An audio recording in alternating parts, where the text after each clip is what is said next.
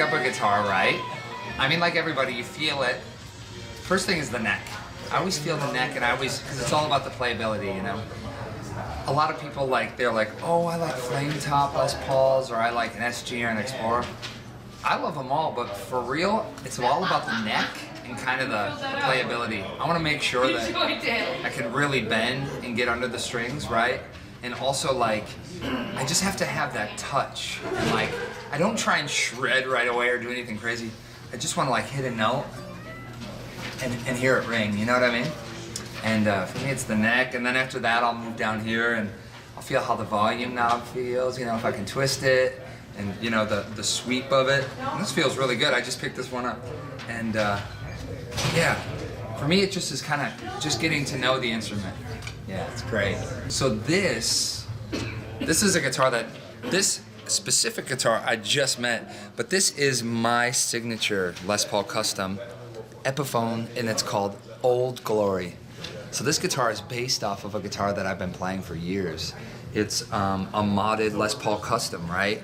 The first thing you'll probably notice, you'll say it only has one pickup, it has a weird old looking bridge, it says blues power, and only has 2 knobs, right? And that's it. It's a really simple guitar, man. It's I tend to think of it as it's a Les Paul Jr. wearing a Les Paul custom suit, right?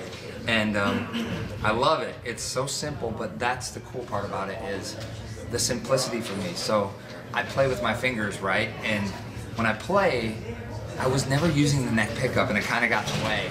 So I couldn't find a guitar that suited my needs.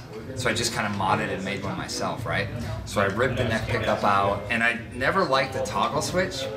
So I ripped that out, and I was like, I don't need that. So I ended up with the 1 pickup, 2 knobs, and a bridge, right? Really basic. But what I really go for is I use, with my P90, I really use the volume and tone to kind of coax different sounds. And obviously using my fingers, you know, it really is dynamic, the way you hit the guitar, the way you strike it, right? Soft, quiet, you know, or just attack it. And the P90, this is the Seymour Duncan P90. It has an amazing clarity, but also it's from a whisper to a scream, so I can go from really quiet blues, slow blues, you know, into full tilt, just destruction, you know what I mean?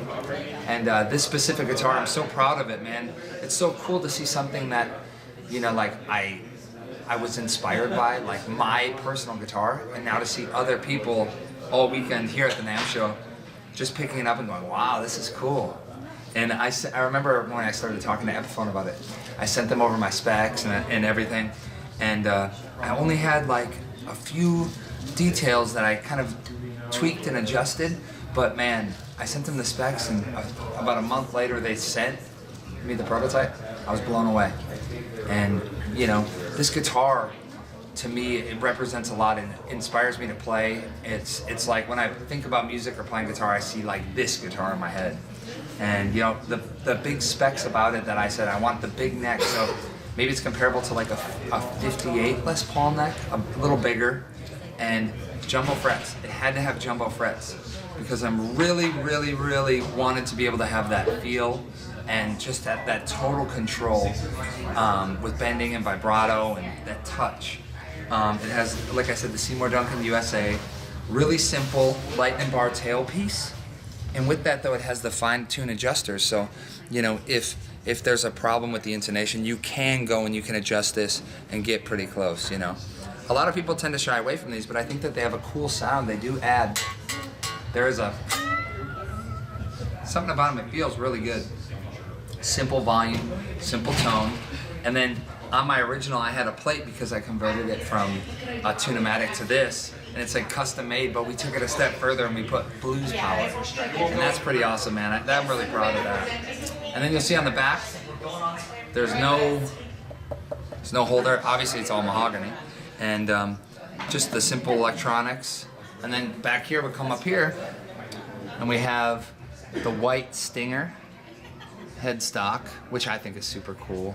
My little initials here, Grover tuners. I love Grover tuners. My favorite tuners in the world, especially on a Les Paul Custom. I mean, we have the chrome hardware, You'll notice there's even fret dots missing, and that's super cool. It's like when you're up here, you know, it's kind of gives it a cool little slick look. That's just, you wouldn't even notice it unless you started playing it or you saw it. You went, hey, wait a minute. You have to study it to see it. You know what I mean? And otherwise, you know, it's my signature guitar, and I'm so excited about it and so happy. But I can't wait to see everyone else playing them and just get inspired. You know, because although it's my guitar, I think that anyone that picks it up, they're just going to be able to, like, they're going to sound like them on it. It's so simple, it's up to you to create it.